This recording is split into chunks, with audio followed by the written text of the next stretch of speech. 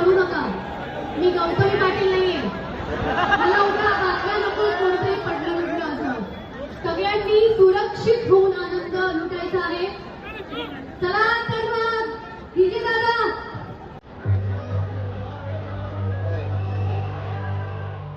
film